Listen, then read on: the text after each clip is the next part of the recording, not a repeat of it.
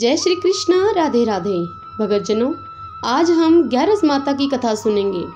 प्राचीन दंत कथाओं में ग्यारस माता की अनेक ही कथाएं प्रचलित हैं। उनमें से एक कथा इस प्रकार से है। बहुत समय पहले की बात है। एक गरीब ब्राह्मण था। वह ग्यारस का व्रत किया करता था। तब एक दिन ब्राह्मण की पत्नी कहने लगी कि आज आटा नहीं है घर में, बच्चों को खाना कैसे बनाकर दूं? आप ऐसा करो कि कहीं से आटा मांग लाओ। उस दिन उस ब्राह्मण का ग्यारस का व्रत था और उसने ग्यारस का व्रत कर रखा था। वह ब्राह्मण अपनी पत्नी से कहने लगा कि आज मेरा ग्यारस का व्रत है, मैंने ग्यारस का व्रत रखा हुआ है, जैसे तैसे करके आज का दिन निकाल लो, कल तो द्वादशी है, तुम्हें आटा मिल ही जाएगा।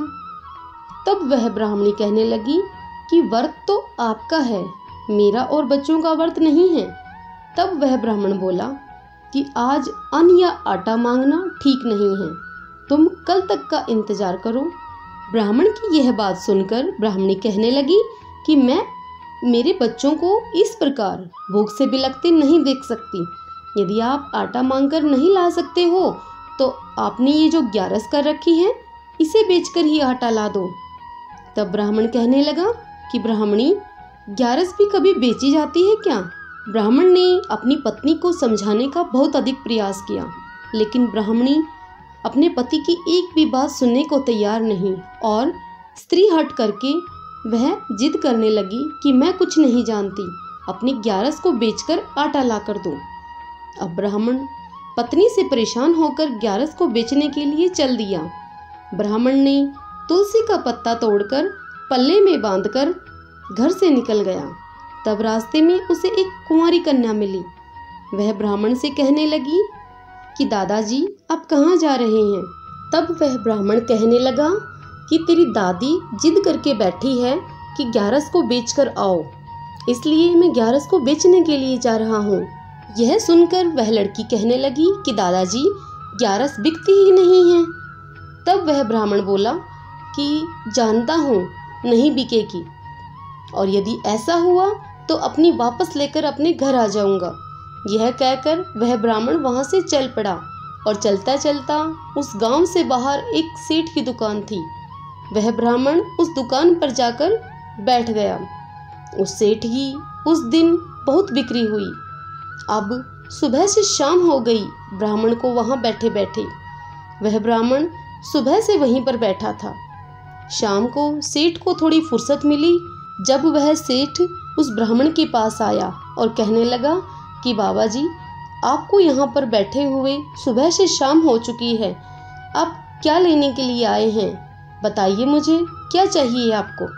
तब सेठ की बात सुनकर वह ब्राह्मण कहने लगा कि मुझे कुछ चाहिए नहीं, मैं तो कुछ देने के लिए आया हूँ। तब सेठ बोला कि क्या देना है आपको, बताओ, क्या बेचना है आपको? तब ब्राह्मण कहने लगा कि मैं तो ग्यारस को बेचने के लिए आया हूँ। तब सेठ कहने लगा कि ठीक है। फिर ब्राह्मण ने पल्ले की गांठ को खोलकर तुलसी का वह पत्ता निकालकर तराजू के एक पलड़े पर रख दिया। यह देखकर सेठ कहने लगा कि बाबा जी, इस घास फूस के एक पत्ते को बेचने के लिए आए हो, इसके बदले में आपको क्या मिल सकेगा? और फिर सेठ ने तुलसी के पत्ते को तुच्छ जानकर तराजू के दूसरे पलड़े पर रुपए पैसे रखना शुरू किया। धीरे धीरे उस सेठ ने दुकान में जितना भी धन था सब पलड़े पर रख दिया, लेकिन जिस पलड़े पर तुलसी का पत्ता रखा था वह पलड़ा टस से मस भी नहीं हुआ। अब यह देख ब्राह्मण सेठ से कहने लगा कि बेटा, ग्यारस का पलड़ा तो बिल्कुल भी ऊपर नहीं उठा। तब सेठ अपने मन में सोचने लगा कि इस ग्यारस में इतना दम है, इसे तो मैं ही रखूंगा, चाहे इसके लिए मुझे और धन ही क्यों ना देना पड़े। और फिर वह ब्राह्मण से बोला कि आप कहीं जाना नहीं, मैं अभी आ रहा हूँ और धन लेकर। और फिर ब्राह्मण से ऐसा बोलकर वह सेठ भीतर चला गया। तब ब्राह्मण सोचने लगा कि मैं तो पहले से ही यह बात जानता था कि ग्यारस के बराबर कुछ भी नहीं है, ग्यारस भी कभी बिकती है क्या भला? ब्राह्मण ने तराजू के पलड़े से वह तुलसी का पत्ता उठा लिया और अपने पल्ले में रखकर बांध लिया उसे। इतने में ही वह सेठ सोना चांदी मोती मणियों की थाल लेकर वहां आ गया और ब्राह्मण को वह तुलसी का पत्ता पल्ले के बांधता हुआ देखकर वह सेठ कहने लगा कि मत लेकर जाओ बाबा इसे, ये 11 मुझे लेनी है। तब ब्राह्मण कहने लगा कि नहीं भाई, मुझे नहीं बेचनी है अपनी 11। सेठ के बार बार आग्रह करने पर भी ब्राह्मण ने उसकी एक न सुनी और वह ब्राह्मण वहां से वापस अपने घर की ओर चल दिया। तब रास्ते में उसे वही कुंवारी कन्या मिली और ब्राह्मण से वह कहने लगी कि दादाजी, क्या आप बेच आए 11 को? आप तो 11 को बेचने गए थे ना? तब ब्राह्मण बोला कि नहीं बेटा, मैं तो 11 को लेकर वापस आ गया। 11 को कोई बेचेगा भला? कहीं 11 भी बिकी है क्या? तब वह लड़की कहने लगी कि दादाजी, मैं तो आपको पहले ही कह रही थी कि 11 बिकती नहीं है। और फिर वह लड़की ब्राह्मण को गुड़ की डली देकर कहने लगी कि दादाजी, यह लो गुड़ की डली और आप इसको अपने घर के बड़े कमरे में ले जाकर रख देना। ब्राह्मण ने लड़की से वह गुड़ की डली लेकर अपने घर पहुंचा। तब उसने देखा कि बड़े कमरे के तो ताला बंद है और ब्राह्मणी ताला बंद करके घर से बाहर किसी काम से गई हुई है। तब यह देखकर ब्राह्मण ने उस गुड़ की डली को रसोई की कुंडी खोलकर रसोई में रख दिया और घर से बाहर किसी काम के वश चला गया। तत्पश्चात जब ब्राह्मणी घर में आई तो उसने रसोई की कुंडी खोलकर रसोई में वह धन का अंबार लगा देखा। तो उसने अपने बच्चों को बुलाकर कहा कि बच्चों, जाओ तुम अपने जल्दी से पिताजी को बुलाकर लाओ। जब ब्राह्मण के बालक ब्राह्मण को बुलाने के लिए उसके पास गए और कहने लगे कि चलिए, आपको माँ ने बुलाया है, तब ब्राह्मण मन ही मन सोचने लगा कि अब ब्राह्मणी मुझे बहुत कुछ सुनाएगी और गुस्से में भी होगी वो है, क्योंकि मैं एक गुड़ की डली लेकर ही वापस आ गया हूँ। लेकिन यहाँ से घर जाने में ही समझदारी है, नहीं तो वह यहीं पर आ जाएगी और मैं हंसी का पात्र बनूंगा। यह सोचकर ब्राह्मण शीघ्रता से बच्चों के साथ घर आया। तब उसने देखा कि ब्राह्मणी बहुत खुश हो रही है और घर में धन ही धन हो गया है। और फिर ब्राह्मणी ब्राह्मण से कहने लगी कि देखो देखो, आप कितना धन लेकर आए हैं। और यह कहते हुए ब्राह्मणी उसके पैरों को छूने लगी और बोली कि मैं तो आपको पहले से ही कह रही थी कि बेच आओ 11 को। यदि यह काम पहले ही कर लेते तो हमें भूखे मरने की नौबत नहीं आती। तब ब्राह्मण कहने लगा, भाग्यवान, मैंने 11 को तो बेचा ही नहीं है, अपने पल्ले के बांधकर यहाँ से लेकर गया था और अपने पल्ले के बांधकर ही वापस ले आया।